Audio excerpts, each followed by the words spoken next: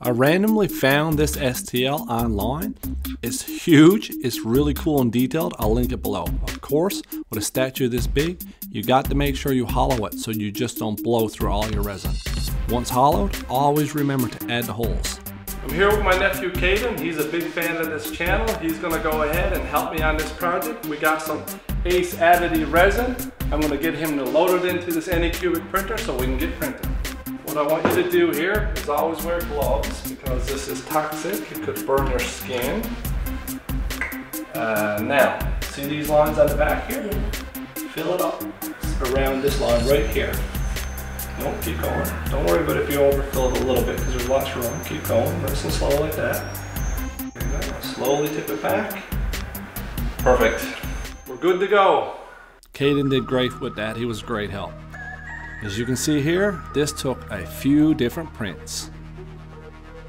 It actually took me a couple of days to print all these minis, but I gotta say that I was really impressed with this resin so far. Now, I did forget to hollow the feet, so I had to drill some holes, and you can see here it was filled with uncured resin. This one, unfortunately, when I tried to drill it, I dropped it and snapped it. And that's the downside of having hollow pieces. They're much more brittle.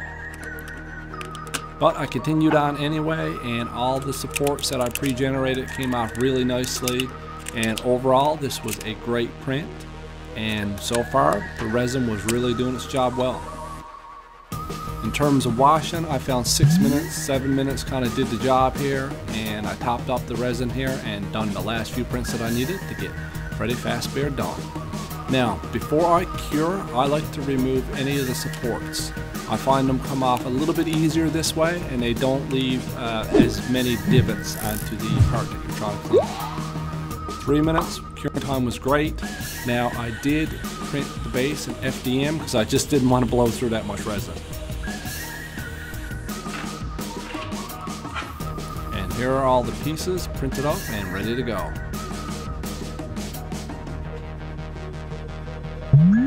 I find Gorilla Glue gel works really good for resin. I fixed the broken piece and got to assembling.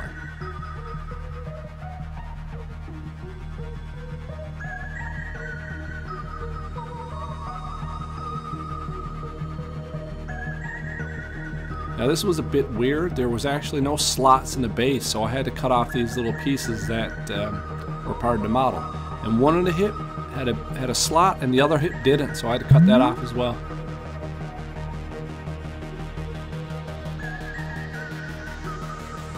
So what I ended up doing here was use a little bit of 2-part epoxy.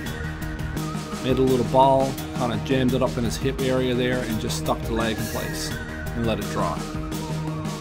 Yeah, so this resin, if you're interested in it, is really affordable. I had great success with it, got no complaints. I'll link it in the description below, you can check it out. Next thing I did was prime this thing entirely black. And I decided to use hot glue to really get it to adhere to that base.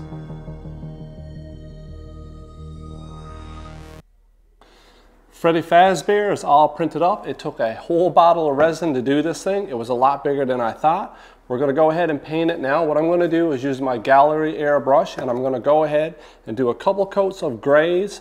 Then I'm going to dry brush in some whites and some brown contrast paint to kind of give the color here. Then I'll go in and pick out any of the metallic details with some different types of silver. A model this size can be really intimidating to paint, but tools like these airbrushes really help with jobs like this. You can see here I just hit it with some gray and a downward angle to add some highlights. Very simple, very effective. I went in with a lighter gray once that was done and just basically done the same thing in a few more areas. A quick dry brushing of white, and I had all this undercoating done. Now this gave me a really good base to build up my speed paints with. So I mixed my speed paints through the airbrush. I made sure to use a little bit of medium and a little bit of Windex to get it a little bit more translucent. That just helps the undertones bleed through. So 2 colors here, and Freddy Fazbear was like 90% completed and looking great. All I had to do then was pick out the metal details.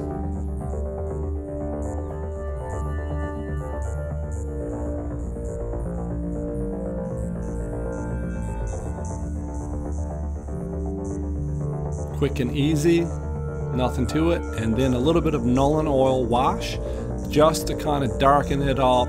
And a messy, dirty paint job like this, the oil washes really work well too. So then I picked out the teeth here, simple, bone, sepia, bone.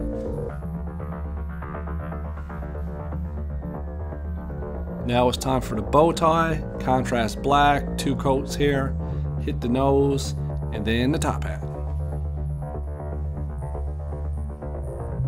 Now I really wanted to make these eyes pop, so I started with some orange, mixed in a little bit of yellow, a quick glaze of red, and then a final little touch of white, and these eyes really glowed. Now also, I hit this entire thing with a matte varnish to protect that finish.